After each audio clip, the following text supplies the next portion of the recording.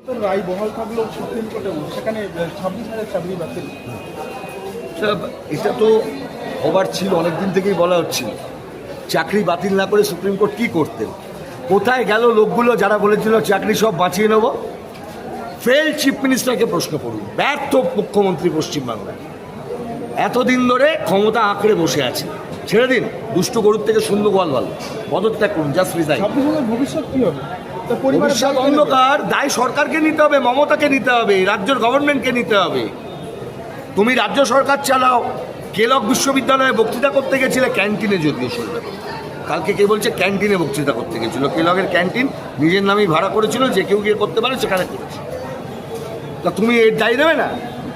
দায় তোমায় নিতে হবে, সব কটা পরিবারের দায় নিতে হবে। চাকরিহারা চাকরি প্রার্থীরা বলছে যে আমার পরিবারে একমাত্র আমি রোজগার, এরপরে আমি বাচ্চার মুখ দেখে। আরে মমতা ব্যানার্জিকে বলুন, চিফ মিনিস্টারকে বলুন, যার জন্য এই অবস্থা হয়েছে তাকে বলুন, যিনি ক্ষমতা এনজয় করছেন তাকে বলুন। যাদের বয়সের মেয়াদ উত্তীর্ণ হয়ে গেল তাদের দায়, তারা কি করবেন আগামী দিনে? আগামী দিনে কি করবেন সেটা সরকারকে ঠিক করতে হবে। যাদের জন্য হলে তাদের থেকে কম্পেনসেশন চান। মুখ্যমন্ত্রীর মাইনে কত করে বাড়িয়েছেন? তো মুখ্যমন্ত্রীর দায়িত্ব নিন, 2-3জন পরিবারের দায়িত্ব নিন, ওই মাইনেটা দিয়ে দিন। সবজন মন্ত্রী আর এমএলএরা দায়িত্ব নিক। এই যে পশ্চিমবঙ্গ বিধানসভায় 294 জন এমএলএ আছেন, এক্সেপ্ট নওশাদ, বাকি 293 জন তো তৃণমূল আর বিজেপি। এমএলএরা মিলে দায়িত্ব নিন। 294 লাখ টাকার ওপর করে বেতন, 3টে করে পরিবারের দায়িত্ব, একটা করে এমএলএ নিতেই পারে। নিক দায়িত্ব। এখানে কতজন হলো? কিছু লোকের তো হলো। তারপরে তা কাউন্সিলরদের হোক, তারপরে চেয়ারম্যানদের হোক, তারা সবাই দায়িত্ব নিন। দায়িত্ব তো তাদের নিতে হবে। মুখ্যমন্ত্রী মমতা ব্যানার্জি নিজের মাইনে বাড়িয়েছেন ক্ষমতায় এসে।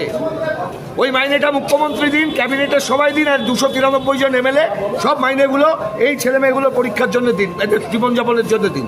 চাকরি পাওয়ার জন্য যারা ঘুষ দিয়েছিল তাদের এই শাস্তি হলো, যারা ঘুষ নিল তাদের শাস্তি কি? এই সেগ্রিগেশনটা করলো কি? করতে পারলো না তো। ঘুষ নিলেও তাদের শাস্তি হবে, ক্রিমিনাল মামলা হবে, তদন্ত হবে, সব হবে।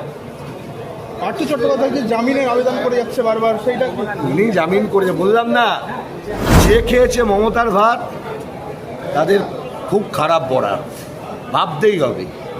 আজকে পার্থবাবু, কালকে আবার লাইনে আছে। নাটক টাটক করে নিন খুব তাড়াতাড়ি, অনেক কিছু আছে লাইনে। Everybody is waiting for their turn. সময়ের অপেক্ষা সবাই করছে। এই সরকারের বিরুদ্ধে ক্ষোভ কিন্তু সবার।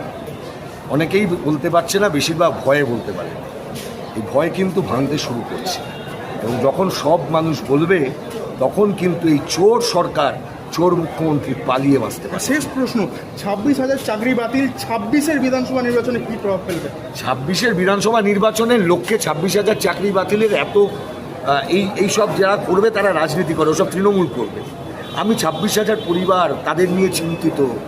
এই পরিবারগুলোকে বাঁচাতে হবে, সরকারকে দায়িত্ব নিতে হবে, চোর মমতাকে দায়িত্ব নিতে হবে। এই পরিবারগুলো সব দায় নিতে হবে চোর মমতাকে।